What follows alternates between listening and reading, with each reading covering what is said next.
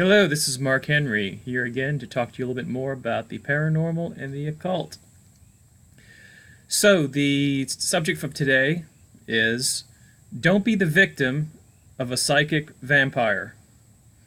So, what exactly is a psychic vampire?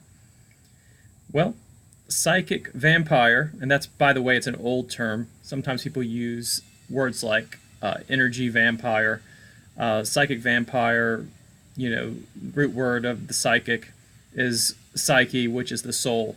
So, soul vampire, one who is able to extract the spiritual energy, so called soul, from another person. So, it has nothing really to do with psychic phenomenon. So, what is a psychic vampire?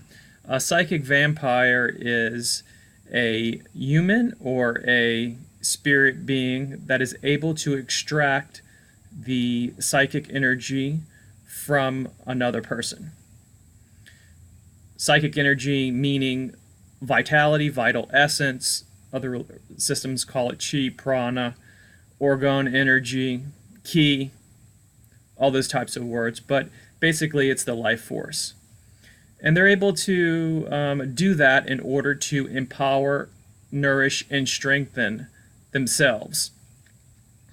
So, what are the symptoms of a psychic vampire attack?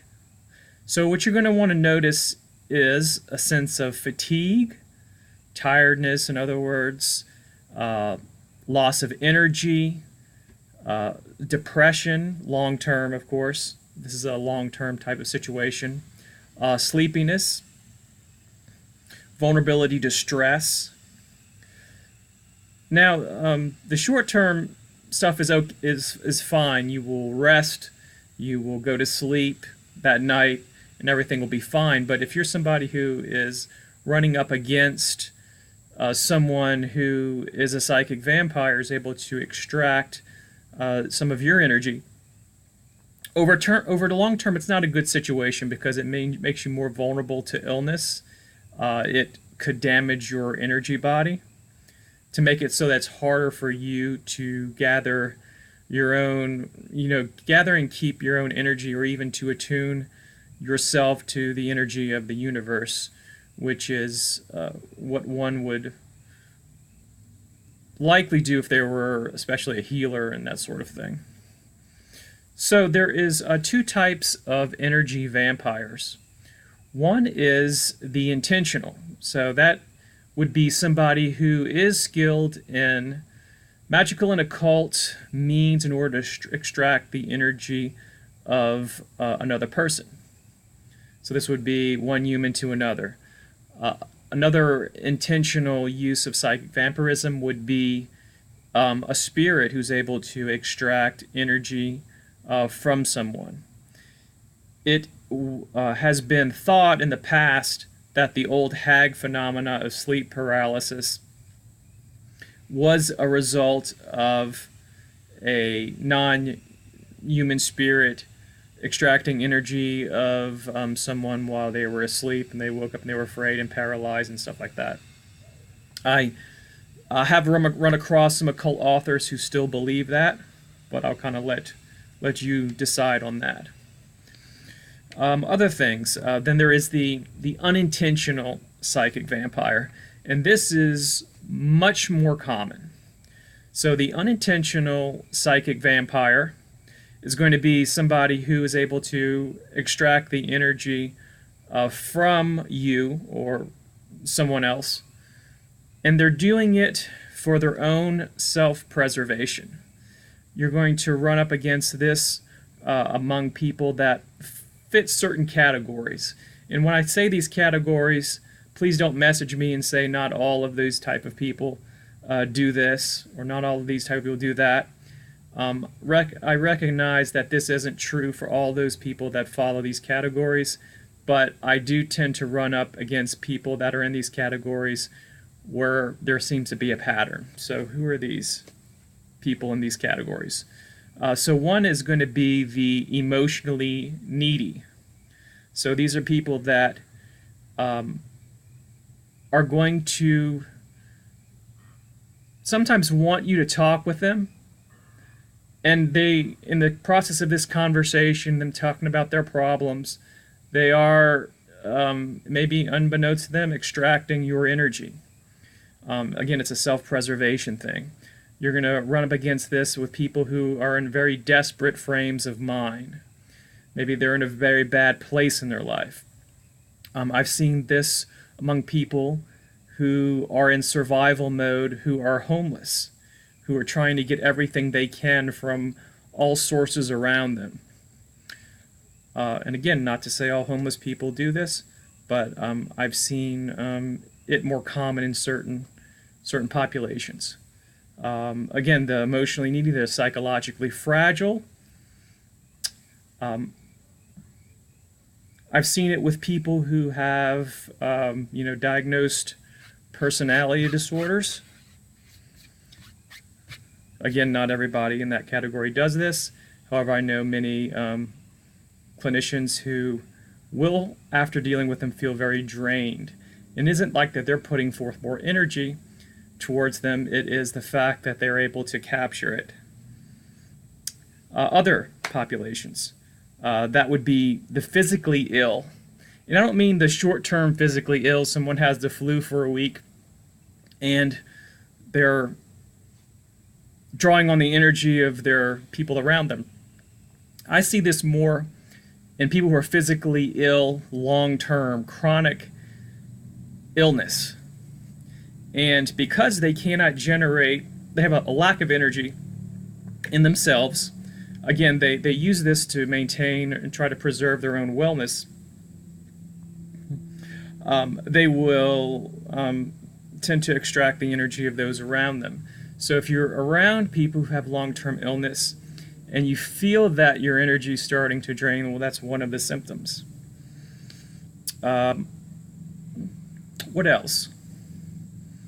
I find that people who are narcissists, a category of narcissists who will play the victim, will have this way of manipulating, turning things around. And again, if you feel drained, your energy depleting, then they could also be using psychic vampirism to extract your energy.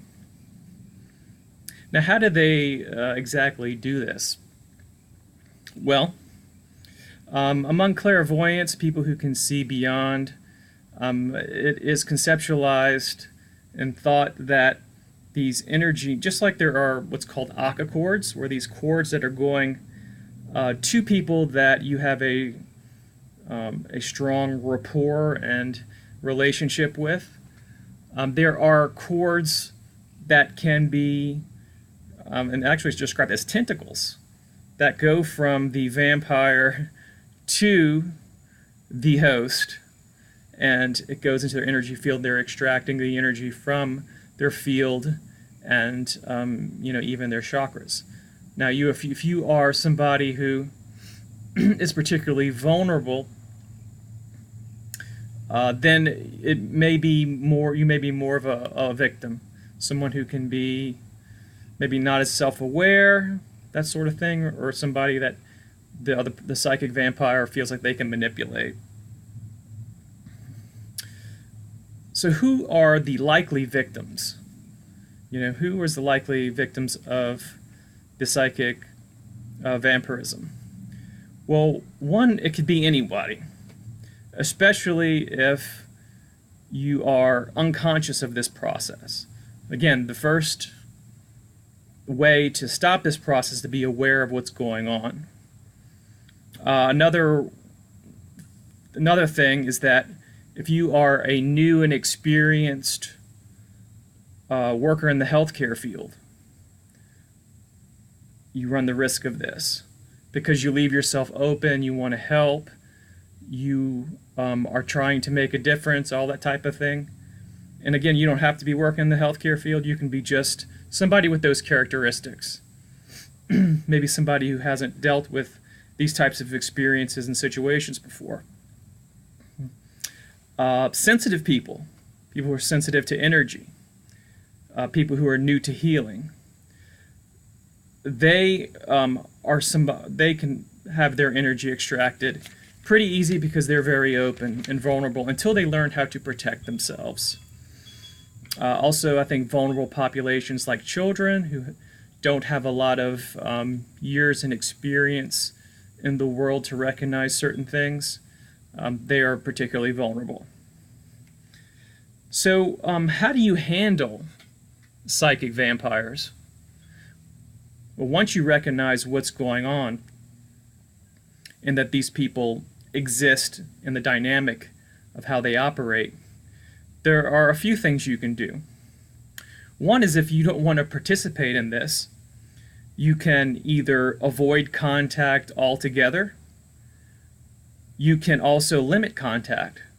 And when I say limit, there may be a situation where you can't completely avoid them. Maybe they're your relative, and you're having to go to Thanksgiving dinner. You're trying to eat your turkey, and there's your sister staring at you, trying to take your energy. Maybe even playing the victim.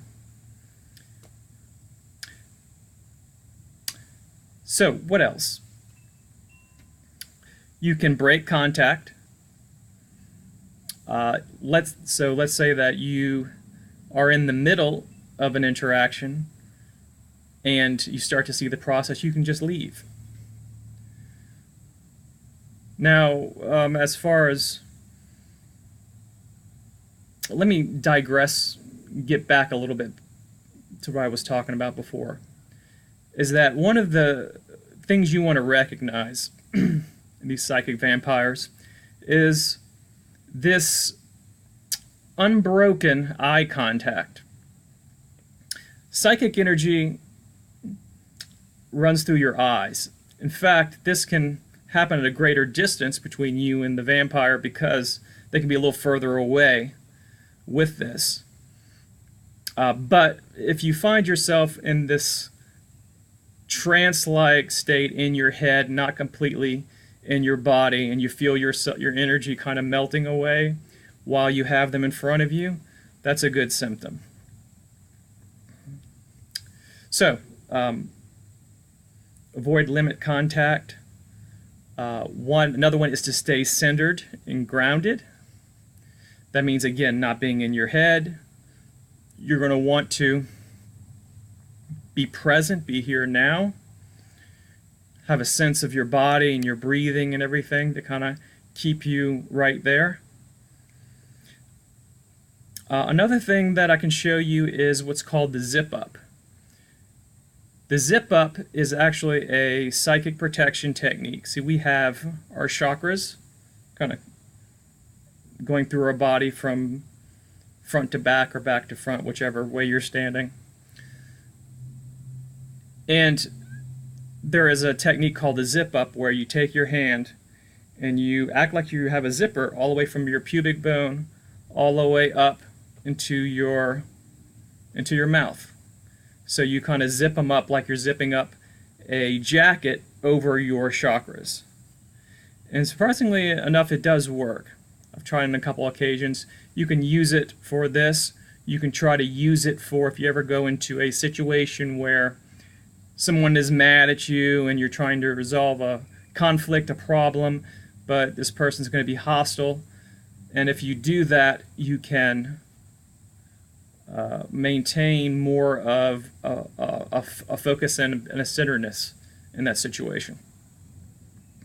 Another thing you can do, this is kind of a trick, you can actually get a leather jacket. If you have one, wear it, zip it up. And for some reason, and I've done this too, is that the negative vibrations from the person can't really affect these chakras because there's something about leather that is disrupting it. So keep that in mind. Another thing is to, when we talk about the eye stuff, don't make direct eye contact with them. So you might have this eye maybe look at the corner of their head, kind of look around, but don't sit there and stare at them. That's what they're wanting. They're wanting that eye lock. And that is basically it. Oh, and of course you want to do an energetic barrier. Some people create like a mirror around them or a wall or field temporarily in their energy so that these tentacles can't get through to their energy field. All right, any comments, questions? Psychic vampires are definitely something that you want to avoid. I will put some links and descriptions and things below the video.